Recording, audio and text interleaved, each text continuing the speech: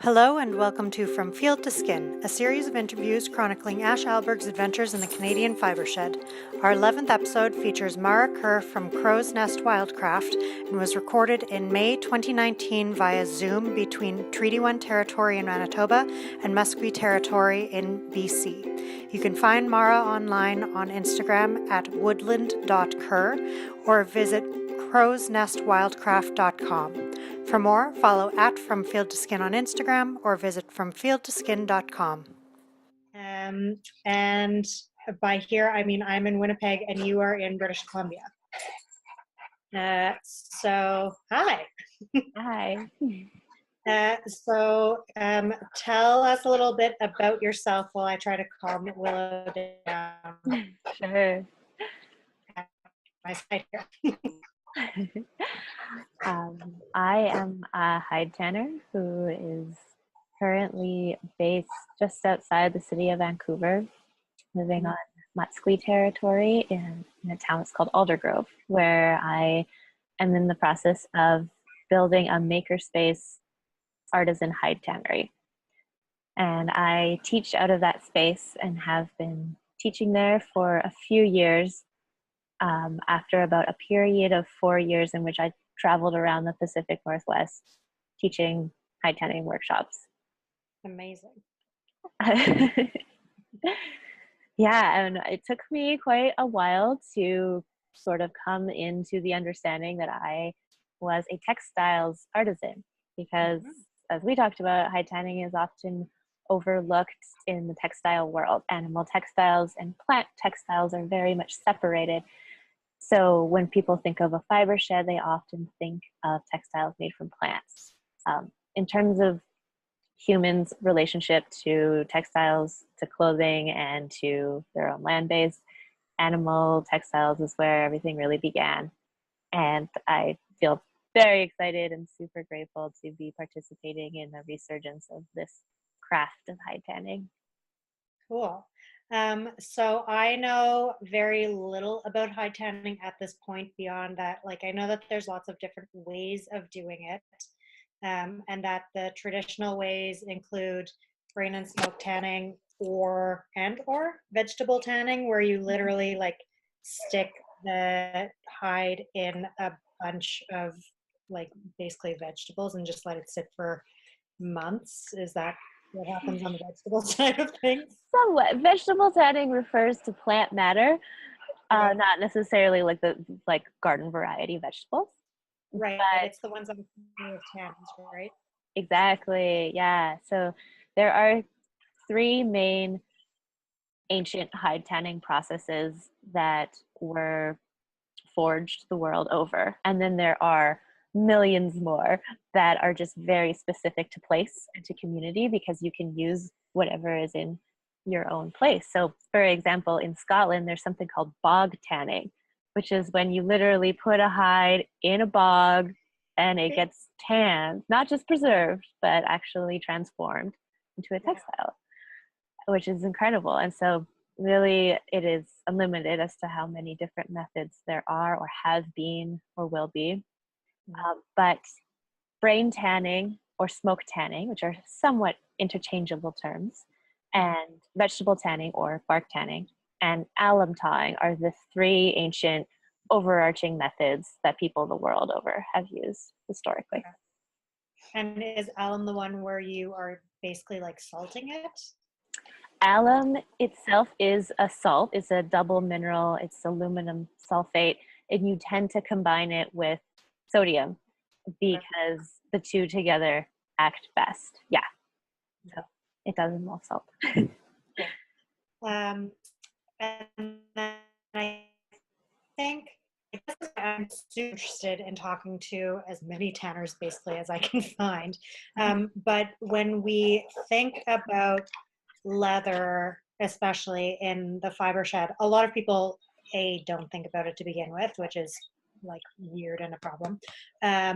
But when you talk about leather, people are either like completely against it, whether or not they really understand why they're against it, or they're not against it, but they also don't really care about the process. And with fast fashion, much of tanning is done with like really harsh chemicals, and often in countries where environmental regulations are not so strict. And so those chemicals then go into the local environment and kill species. So, but obviously, like that is not the way that tanning has always been. Mm-hmm. So I'm curious about like how you got into tanning, and especially as like a female tanner, that seems to not be as common a thing as concrete. So like what is, and just in general, it feels like on the, from my experience so far, the folks that I've connected with on the furs and skin side of things, once it gets to like the creation design portion, then it tends to be fairly women dominated. But up to that point, it's largely male dominated. So I'm curious about what your experience has been with that as well. Yeah, I feel like I want to just like jot down the questions that were contained in there. And if you would like me to go over like a broad view of like what is entailed in these like 3 different types I mentioned, I'm happy to do that as well. Yes, please. That would be great. Okay, cool. Also, I love Cool. how great it is out there still. Yeah, I know it's so light out. It's And phenomenal. green. There's like growing things. Oh yeah, that too. Yes. I guess I will start with the 3 types of tanning that I mentioned because that will sort of segue nicely when we're talking later on about what went wrong historically with hide tanning and why it is just so out of the hands of community, and now is unfortunately very much a part of like devastation in terms of like environmental and colonial impact. Yeah. So the ancient types of tanning, as I said, smoke tanning or brain tanning. I call it bark tanning and owl tanning. Brain and smoke tanning can be considered interchangeable because that tanning method takes both substances to tan a hide. Tanning is more than preserving something, it's actually transforming it into a completely new creation, which is just so special about it. And in different languages, the word tanning often means literally to transform or to make complete, or it will have some kind of like magical connotation with it. In English, the word tanning comes from the word tannin because bark tanning or vegetable tanning, which extracts tannins, became the really only type of tanning that the English culture cared about for a period of time. And so that is why when we speak about it in our language now, we have this etymology that is really quite specific, and it has become generalized and kind of watered down a bit in modern day. Because yeah, smoke tanning is a method in which you take a fat and put that fat into the hide. Most popularly and considered like highest quality is to take the fat of brain. So brain is itself emulsified fat. It has a very high lecithin content. When it is mixed with the hide, that fat sinks deep into the hide and is completely absorbed by it. Then the hide at that point is worked very hard, stretching it out, pulverizing it until the hide is dry, which in the climate I live in takes an entire day, like a good 6 to 8 hours. If I were to be living in the desert like some of my very lucky friends and colleagues, it can take 2 to 4 hours. And once the hide is dry and you have worked it enough to the point where it is soft, it is then smoked. And the smoke reacts with the fat inside the hide, and they chemically react with each other. And at that point, it's an irreversible process. The hide has transformed into a textile. There's no going back. Specifically, it's the aldehydes in the smoke that react with lipid molecules because of the way that the lipid molecules structure themselves and I guess like magnetize towards each other when they are in the hide. And there's just like a special relationship there. And that can be recreated in other ways if people traditionally didn't have access to the materials that are really great for smoking, because it's not a matter of putting a hide over a fire. It's more a matter of creating a ton of smoke, which the Pacific Northwest is a very easy place to do that in because there is a lot of rotted wood in the forest, which is how I do that method. Right. But the process can be created in other ways, which is to rancidify the oils in a hide, because when oils are rancidified, they themselves create aldehydes. And then that chemical reaction happens just within the skin itself, and it turns into leather sort of on its own. That is a popular way of tanning fish skin, especially in Scandinavia. And it is similar to smoke tanning. It looks like the same product, and it's using the same molecules and molecular processes, but doing it in a different way. Cool. Yeah. And so that can be called brain tanning or smoke tanning, depending on like what part you are referring to. And bark tanning or vegetable tanning is a solutions-based tanning process, in which you basically just take a hide and put it in varying levels of strength of bark solution. You boil bark, you put the hide in that solution, and over time, the tannins in that plant material transform the hide while it's in solution. And so literally, it's like you pick a skin up out of a solution, and it was a skin the day before, and a few days later, it looks like leather. And it continues to change inside. Yeah. Cool. And alum tying is really similar to bark tanning, except it uses alum instead of plant material. And alum is a mineral. There are other minerals that you can combine with it to use, and it actually is more accurately referred to as tying rather than tanning, because it preserves the hide, but it doesn't have that chemical reaction, which the other methods do. So over time, an alum-tawed hide can degrade unless you smoke it or combine these methods, and all of these methods can be combined to varying degrees and create hybrids of different leathers. Weird. Okay. Yeah. So where did you get that from? Sorry, Willa just walked in with some recycling. Where did I get this information from? No, sorry, I'm doing that in my cold before.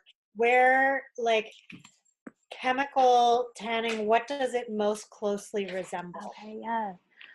So chemical tanning, natural tanners like myself refer to as chem tanning. We are very snobby about the use of chemicals in tanning. I believe in leather world, it is often referred to with more what the names of the chemicals are, and the most common one is chrome tanning. Chromium was the first industrial product that was discovered to tan hides. And basically, my understanding is that in the 18th and 19th centuries in the United States, the leather industry was untethered, unregulated, and the mass destruction of trees used for tanning was creating so much environmental degradation that certain species were literally put to the brink of extinction. Most notably, a species called the tan oak tree from California. The harvesting practices were usually to cut down a tree and only scrape the most tannin-rich bark of the tree. So most of the tree wasn't even used, and it would just be left to rot. And this was often done by people who were working at a factory or who were doing it somewhat on a community level, who did not, it was not embedded in like the logging industry. It was not embedded in any kind of stewardship of the land. And so there was some huge problems happening. And these trees that are tannin rich, they tend to grow slowly. Like the oak tree, all oak varieties, and some of our evergreens here in the Pacific Northwest, they don't reach maturity for a long time. Douglas fir is a tree that I use often in tanning, and it does not reach maturity until it is 80 years old. So it's incredibly important to act in right relationship with the land one is working in, and that was not happening. And so right at this moment where a few tree species were about to become extinct and the leather industry was really kind of going haywire, it was discovered that this certain mining byproduct, chromium, could be used for tanning, which was great for the mining industry. Right. Ironically, very great for tan oaks also. Yes. But also terrible for humans because it's a terrible thing to Totally. Chromium is extremely poisonous. Leather factories became just another site where poor people were working long shifts, had very few human rights, and were exposed to toxins and often like died like very painful deaths eventually. Um, Similar to people who worked in coal mines or smelters, leather factories were like on the same level as that. That's crazy. Mm-hmm. Although it seems like that's also similar to what's happening overseas now. Like it's just now shifted Right. to, which is also why I think it's really important for people, like if you're going to use source within your fiber shed and be talking to like traditional tanners, or at least like know what the environmental regulations are in your country so that you can decide whether leather that has been processed in any like commercial tanneries that aren't using traditional methods, you at least know like what it is they're using, or like how dangerous it is to your health. Totally. Crazy. Yeah. It seems like on this continent, a lot of the exposure to chromium and other mined constituents was lessened through robotics and different factory innovations that made people's health and safety more took it more into consideration. Yeah. But now with outsourcing so much of our most basic level products, like in this continent, what happens now is that the hides of hunted animals and of a lot of cattle get shipped to East Asia, where they are tanned in factories that don't necessarily have health and safety regulations that will prevent people from exposure. And then those tanned leathers are shipped back to North America. Right. Which, it's like the wool industry where I think right now the stat is that 90% of Canada's wool gets shipped to China specifically and then gets shipped back in the form of a variety of things. But basically, we send it over there, it gets processed over there, and then it gets sent back. So it's like a massive carbon footprint. Totally. Yeah. What are you doing? Sorry, Will is being a weirdo. No. Okay, so how did you get into it? Yeah, totally. So I got into high tanning by way of seeking out different wild skills when I was a teenager, basically. And so, Cool. yeah, high tanning is kind of part and parcel of this like much larger journey for me. I moved out west from the prairies and learning that there was food you could eat in the forest, that you could make baskets and containers and rope from the forest. It completely shattered my worldview and my understanding of reality, basically. And I was seeking that because I was leaving a very insular community and wanted to understand what the wide world had to offer. And I ended up being just completely enthralled with the natural world around me and had a deep hunger for wanting to understand how to engage with it. Um, and along with that journey, also became a much more focused understanding of colonialism and of how the world around me looked like it did for certain reasons and how certain people had access to it because of certain reasons. And I began to like more understand my place in that. And high tanning was just the one skill that really called to me, just felt like a very strong magnetic pull. And I pursued it by studying with the high tanner in Montana, who was my first mentor, Katie Russell. I lived with her for the winter and we skinned deer during hunting season. And now I have been going back to that same spot for 8 years. This will be like the 9th year coming up. And that's how I collect my hides every year and bring them back and work on them and also teach with them. Yeah, Yeah. cool. So what kinds of hides have you worked with? So you work primarily with deer then? I do. Oh, it looks like I have to reconnect to my internet. Oh no. I just have to type in the password. Should be really quick. Because I'm staying at a lodge, so the internet naturally times out, so we don't use the data. Uh, yes. Okay. The joys of Awesome. internet in this country. What's that? Wow. The joys of internet in this country. Yeah. Totally. Um, yeah, mainly I work with the skins of wild animals. Deer are the primary animal that I work with, and smoke tanning is the primary method that I use, which is traditional to deer. They kind of have like a really tight relationship. Deer and smoke tanning go together the world over, and that creates buckskin rather than leather. Some people consider buckskin a subset of leather, but just some jargon to throw in there. But I have also worked with the skins of beaver and coyote and raccoon. Okay. Um, and I most recently have been taking like a lot bigger leap into the world of sheep. That has come up in Mm. the last couple years. I was very dedicated to wild animals and wild skills for a very long time. And once I started teaching and became more place-based in the lower mainland here, I was getting a lot of requests from people to learn more about sheep.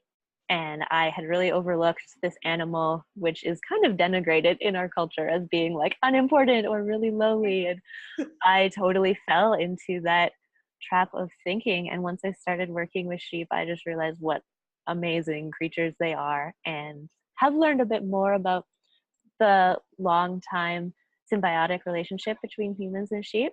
And I am very excited about that now because I've been working with deer for about 10 years. And so sheep are kind of like the next animal that I am taking like special research into. Cool. I love sheep, obviously.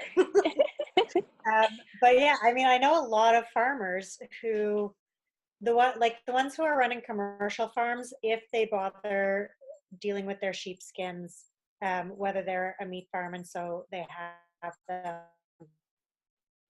as a result of fairly regular slaughter, or they are working with just fairly large numbers in their flock, and so they die through age or misfortune, then they want, like, often those ones will just send them off to me. But a lot of the folks, smaller flocks, they want to learn how to do it for themselves, because also finding a tannery that will take, like 2 or 3 sheepskin, or like one, because the oldest member of the flock died of your 29 sheep. Mm-hmm. Then it's like a skill that they really want to learn. And I think probably also for those folks, then there's a more deep relationship with each individual sheep as opposed to the flock as a whole, because you can actually look and see exactly which sheep is which is harder to do when you have 600 sheep. Yeah. uh, but yeah, so I can definitely see that being a skill that people are seeking out. So were you? I saw a thing, and by I saw a thing, I mean I creeped you on Instagram. You were slash are a tanner in residence at a farm. Oh, yes. um, I am. The farm that I live at and am building a tannery at is called Lorica Farm. And Cool. we found each other because of hide tanning. They Amazing. are not specifically a sheep only farm.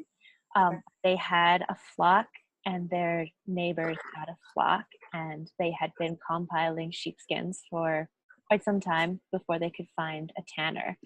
And they had been preserving them, just hoping that, someday this will come together and we will get these sheepskins tanned and learn how to tan them. And someone that they knew in Vancouver who runs a nature-based nonprofit recommended me and put us in touch. And I ended up teaching a few classes within those communities, showing the farmers and other folks who come out how to tan. And everyone there was either a farmer, a textiles artisan, or a nature educator. So Okay. it was pretty great. Taught a series of classes, and about a year later, I moved to that farm. And now we are sort of like stepping into making the tannery one part of this functional farm. So we also have an herbal medicine garden. We also have vegetable gardens and animals raised for meat, sheep and other animals. And the tannery that I'm building is part of the farm tours and very much just on display so that people who come to the farm can start thinking of this particular part of life, hide tanning, as just part and parcel of what it means to live on land or to like live within your land base. Because it is a really important part. It's just as important as using the meat of an animal for food. Taking its hide and transforming it into your clothing or something else is should always be part of the process. Yeah, well, I feel like that's something that often gets overlooked is people who don't because we've become so removed, especially in urban spaces, from our food sources, then um, a little too easy to separate out the fact that like your meat has come from an animal and that animal also had other parts to its body that have uses. And so when it is harvested, then there are other things that we can and should be harvesting along with the meat. um, and that's a way of honoring the animal and the fact that we did take a life in order to gain something, and so it's a way of making that worth something a little bit more.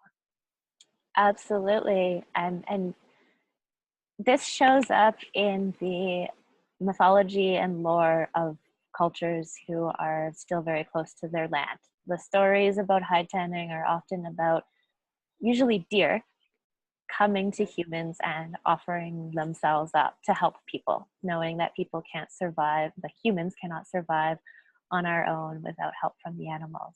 And so when you are removed from that and the only interaction you have with an animal's body is as food, there is such a lack of understanding our place in the world and understanding our own vulnerability. And the work that it takes to actually tan one hide, it often really surprises people. It does take a lot of effort and it takes a lot of time, and it's a very, very humbling experience. Right. And you um with a hide, you also have to it's sort of like when you harvest a bunch of tomatoes and you have like that day to deal with them, like hides start to rot if you don't deal with them right away, right? For sure, hides can be preserved, but they do need to be tended to. It needs to be a part of a person's way of life or a community's way of life. I was thinking when you mentioned that a couple minutes ago about hide tanning not being sort of like a part of people's picture of animals, that in fish skin tanning cultures like Scandinavia, Scotland, and northern Inuit and Athabascan cultures, fish skin tanning happens in the kitchen, or it happens wherever people are making the food. It's just right away a part of the group working on a project together. It doesn't get into like specialization territory, because it's like you have a fish, you take away the skin, you eat the flesh, you tan the skin. And I really love that. And I love that like in Scandinavia right now, when people are living in apartments and living in very urbanized settings, there is still this certain common sense to fish skin tanning that it is just like happening in the kitchen. Right. That's really cool. Yeah. So, oh my God, stop it. Tell me a little bit about, because so you then trained with another female tanner. Was that intentional? Was that just like kismet? What was? Oh Stop yeah, right. eating my shirt. Yeah, I had tried tanning on my own for 2 years before I found someone who really knew how to do it, and I was so happy to find her. I had been a vegetarian, and the vegetarianism was really sort of kicked out of me when I spent a winter on Haida Gwaii and lived with hunters. And I learned so much about butchering and about processing animals, but like we're saying, hide tanning was not a part of the picture and no one was very interested. So I just experimented and tried to figure it out on my own and completely failed. Had no idea what I was doing. And so when I left, I intended on learning this skill specifically and really seemed like I needed to learn from someone. It was not an easy thing to figure out on your own through trial and error. So in the United States, there is sort of a whole subculture called the skills community. It's people practicing ancestral and wild skills. And I went to a skills gathering where Katie was present, and she just stood up around the fire one day and said, like, I've skinned deer at my home in Washington, but I'm going to Montana this year. So if anyone wants to come, we're going to get so many hides. And that was just how I met. And I was like, yes, yes, sign me up. Cool. And yeah, you had said that you noticed most hide tanners are. Yeah, so far I've noticed most hide tanners and then also most hunters tend to be men, at least the ones that I've engaged with. Let go of my shirt. So I'm curious about what your experience has been as a woman in the industry. Yeah, that's really interesting.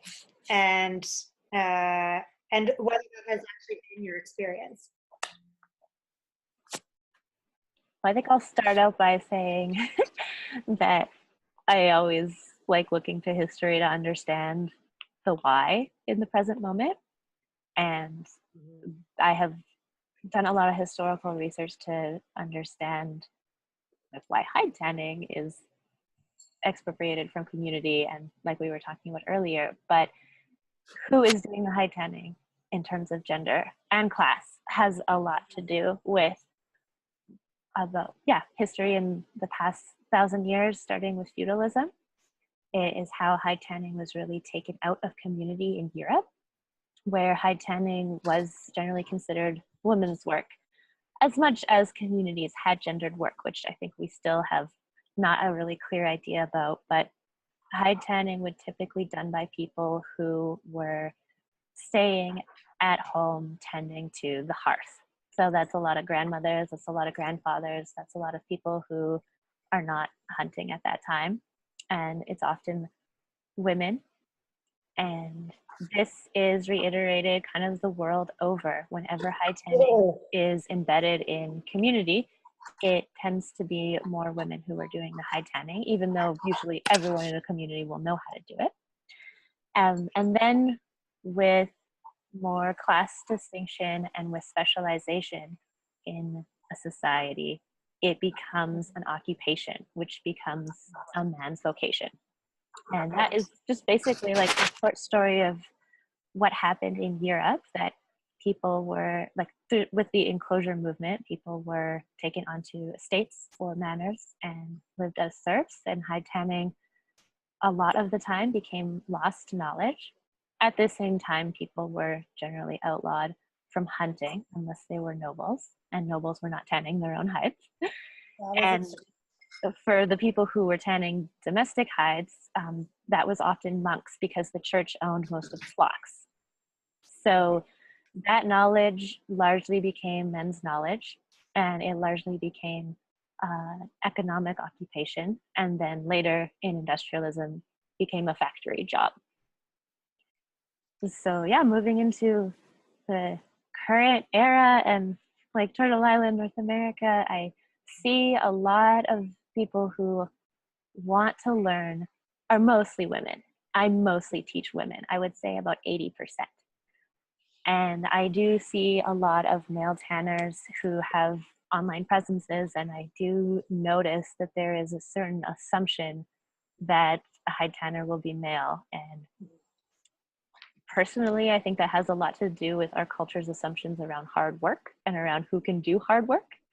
It does not have any historical connection to traditional roles or to anything that I've ever come across in historical literature, other than when hide tanning was a vocation and then a factory job.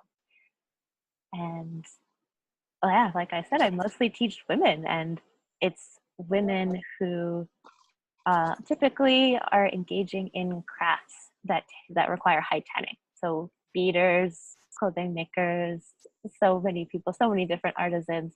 It's often women and femmes who are doing that. And so a lot of folks who come to me for classes just want to know the source of the material they're working with. Cool. That's so cool. Yeah. um, so this is like a completely unrelated sidetrack, but what I have seen about seal skin up in the north is that they actually often don't need to tan because it's so cold that it doesn't, it basically is frozen. And the properties of the skin are actually better if you don't do a tanning process with them. But then if they're shipping the skin south past a certain point, then they do tan them. And yeah, it's like that. When we were speaking earlier about smoke tanning, and I mentioned that when fish skins are tanned, rather than being brained and then smoked, they can get oiled and then those oils rancidify. That is pretty typical of all cold water animals, whether they're fish or mammals, Okay. because the skin is used to a very cold environment. When it is taken out of that and has contact with warmth, those oils rancidify very quickly, like within hours. So it actually is a tanned skin. However, I have totally heard this same thing that you're talking about, which is that the skin is tanned according to the climate that it resides in. It will last generations if it stays within the Arctic Circle and comes into contact with warmth inside the house and then goes out and is cold again. But yes, when it goes into like maybe tropical climes or even just like temperate climes like the one that we live in this latitude, more work needs to be done on it to have its like interaction with its climate be like more resilient. So interesting. That Yeah, makes it's sense. amazing.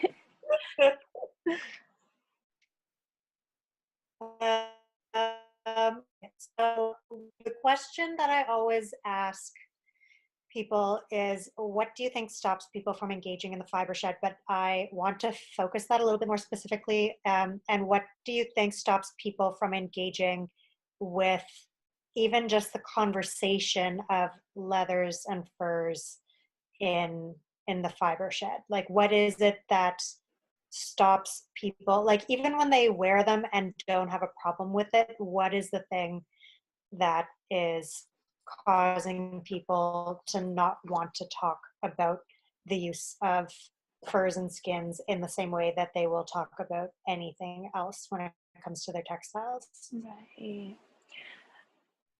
Anything else, meaning that people have like a higher baseline understanding of, say, like spun yarn that's wool. Yeah. Like I have a sneaking suspicion that it is rooted in just people being really uncomfortable with the idea of death, and so either they choose to completely ignore it and engage with it, don't actually try to bother to learn anything about it, or they're like morally completely against it. And there's like a very vocal minority of that group who then will just like make it sometimes physically dangerous for the folks who make this their livelihood, and so then people just are not willing to even like out themselves as working on that side of the textile industry. But what do you think? Like, what's your experience as a tanner? Yeah, I think that there are two parts to it. And one is this piece that I've come back to a few times around how tanning became removed from community. And that happened first in Europe, and then when Europeans colonized parts of the world, that was enacted upon those communities as well. And hide tanning tends to be one of the first community crafts to go when a community is disrupted, because it takes a ton of different people working together to make it happen. You need one person hunting and another person to be hide tanning and another person to be making the crafts. One person doing all of that is enormous. That's a whole lifestyle unto itself, where you didn't have time to do anything else with your life. And so when a community is disrupted, there are certain crafts that can keep thriving. And certainly there's more like deeper spiritual cosmologies that don't go away, that are like very dearly held. But high tanning is something that just takes so many moving parts that it does tend to have that knowledge lost within a few generations. It also is something that takes quite a while to hone down as a skill. It's a lot of muscle memory. It's very much like learning a musical instrument.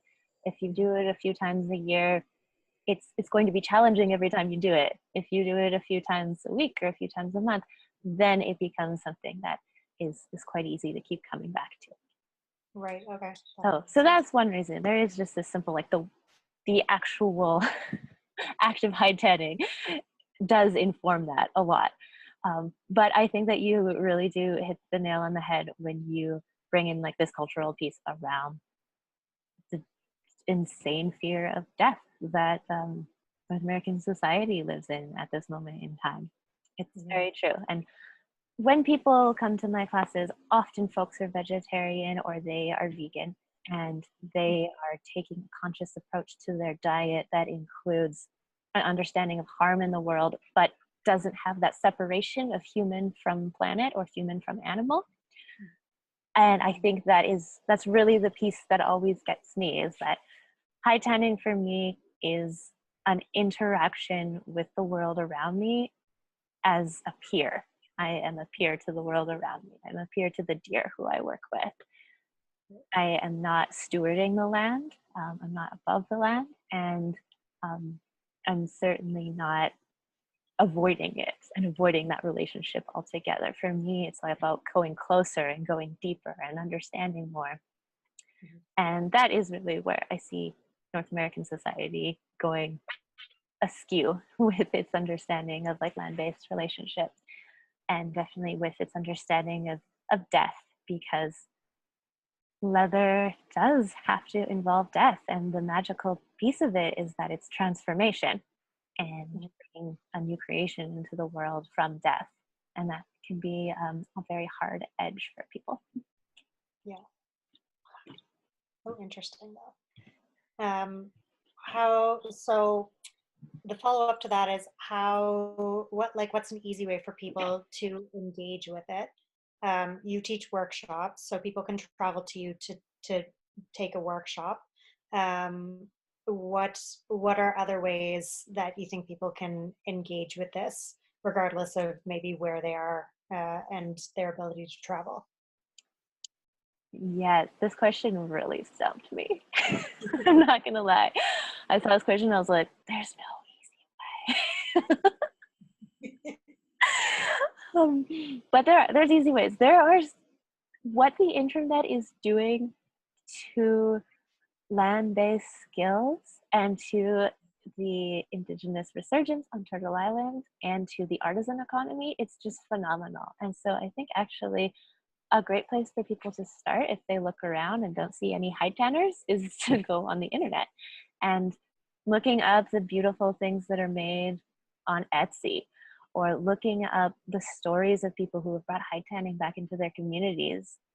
That is a really compelling way to start engaging with the fiber shed. And those stories are definitely out there. Even just going onto the CBC and looking up high tanning is going to reveal a lot of really amazing community projects that are happening. So getting that inspiration and starting to allow the world view to seep in that high tanning or like engaging with animals in this way is okay. Like that could be a very gentle step for someone who has sort of a hard line there or a boundary there, because you don't actually have to see it. You can see other people doing it. You can see how meaningful it is to communities. It is pretty profound. Yeah. Yeah, I think that's really important too. Like it's totally valid to not want to use animal products. It's just if you are then going to force that onto other people in the same way that like if you're like a meat eater and or like somebody who uses leather and wool and beeswax and things, whether they come from an animal's death or are just like a byproduct of an animal, you shouldn't force somebody who wants to be plant-based to use them. Like we all have our choices, but if you're making your choices without informing yourself on like what does that look like and what are the privileges that you have in order to make those decisions, or like what are the layers of oppression and systemic oppression that are stopping you from making those decisions in a way that you would want to. And the fact that this conversation is like heavily, heavily based on colonialism and a lot of racism is like something that I think people need to be more conscious of when they are engaging with it, so that all the conversations can be more like honest and less fraught with I don't want to say fraught with emotion because I'm a very emotional human. And so I think emotions are very valid. But if you're like unable to engage with somebody else at all just because they choose to wear leather shoes or just because that person chooses not to eat meat, then I feel like that there's a disconnect there that is not actually helpful to community or to our ability to figure out how do we treat the earth in a better way now that we've fucked it over so much. Totally. I believe that one of the primary footholds that is a step towards decolonizing our own mindsets as settlers is to let go of that Christian informed belief that everyone must do the same thing. Or the step beyond that, which is to say, like, I must make you do the thing that I'm doing. Yes. It's horrific, and it really can sink into every part of life and destroys a lot of magic and communion with spirit along the way. And it's unfortunate to see it so prevalent sometimes in anti-oppression communities. Folks who are really trying to do less harm onto the world are often stuck in like very colonial mindsets of each other. Yeah, totally. Yeah. I just think of like all these stories that I see of like, you know, like an Inuk kid who, you know, harvests a whale and is able to feed his entire community and then is like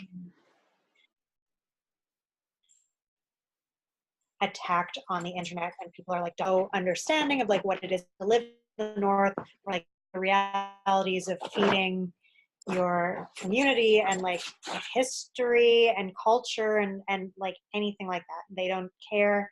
They don't want to know. All they do is shit pile on a kid who has actually done an amazing thing for his community. And I can think of like a dozen other similar scenarios. And so it doesn't surprise me when hunters are like, I actually don't want to have a conversation with you on camera. I don't want to get, you know, listed as a resource because it's just like they just don't want to deal with that. And I totally get it.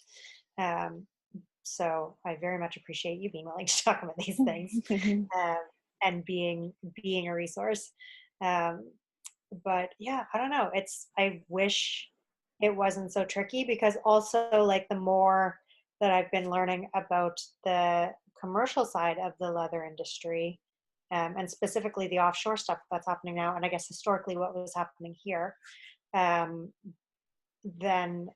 that is also like highly, highly concerning, because I don't want to put something that is soaked in chemicals and toxic chemicals on my body, but also if I want a shoe that is going to last me and will actually like be good for hiking around with Willow, then that is going to require leather as opposed to plastic. But yeah, finding ways of actually like getting I'm just going to plug my computer in while we chat. Getting leather sourced in a way that is feels ethical and feels like it was done in like a responsible and mindful way is so tricky when it seems to be just this massive gap in the fiber shed conversation up to this point. Yeah, absolutely. So I guess what is the ideal in terms of the leather side of things and the tanning side of things, but then also just the general fiber shed? Hmm. My ideal fiber shed is an artisan economy. It's Mm, an economy in which people can craft their livelihood with the materials around them, working in conjunction with the people and animals around them. And I see that happening in the world of wool a little bit where I live. There are a lot of sheep farmers, and there is a lower mainland sheep producers association, which has a very active community component. And I have started to see sheep as a bit of a bridge between two worlds, because sheep have both. They have the skin that is a textile, they have the product of skin that is this very familiar textile that is very safe for people to engage with. And yeah. so, what I feel like I'm building and really excited to see more in the future is community movements in which people can rely on each other to source their materials. And you can see the raw material or the living being all the way to the end product. And it's all within the same watershed and fiber shed and area. And a lot of that has to do as well with people looking into their own roots and picking up the aesthetics or the methods that are, oh, I have to sign in again, sorry.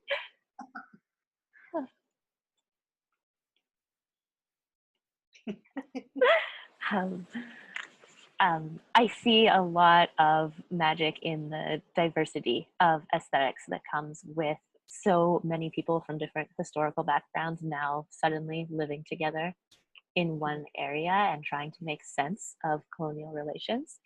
And Yep. and it can be very beautiful if and when settlers can set aside the urge for cultural appropriation and really start digging into our own ancestries and the aesthetics that come with those ancestries. And this happens alongside this indigenous resurgence in which beading and moose hair tufting and incredible things are also really coming back into relevance. That's my Yeah. ideal fiber shed. Cool. I love it. Also, there are a lot of like really amazing tufting artists in BC. I've discovered thanks to Instagram. I'm like Awesome. constantly creeping these beautiful earrings usually. Oh man, Yeah. so good. And there's always like really Cool. lovely beading. Yeah, it's great. Um, I like that idea a lot. I will join you on that journey. Um, so what is, I guess, what's next for you beyond the fact that you're setting up a tanning studio, which is, but also you can talk about that a bit. Well, yeah, sure. This tannery I'm so excited about because I am in a very good position to offer people a space for tanning.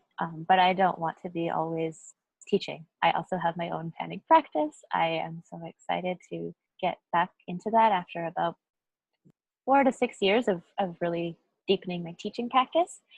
And since there's a lot of parts to tanning that are difficult to do in an urban setting, like smoking a hide, disposing of lime, which is too alkaline for sewer systems, I Yes. am turning this tannery into a maker space so that people can drop in and tan hides.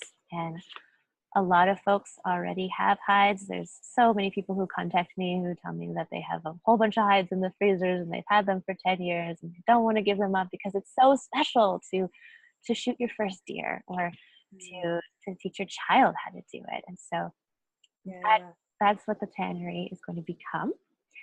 And Ah, next up for me is a skills gathering that I help organize every year called the Mana Gathering, which is happening where I am right now, actually, in the Kootenay region. And it is happening on traditional Ktunaxa territory in the Kootenay Lake Valley. And it is a gathering with a guiding focus of healing and decolonization through ancestral skills. And That will be at the end of August. So that is my current project that I'm preparing for right now, and I'm really excited about how this year is shaping up. Amazing. Oh, I love it. Sounds so great. Um, is there, now that Willow has finally calmed down, so, like 3/4 of the conversation and then she chills out.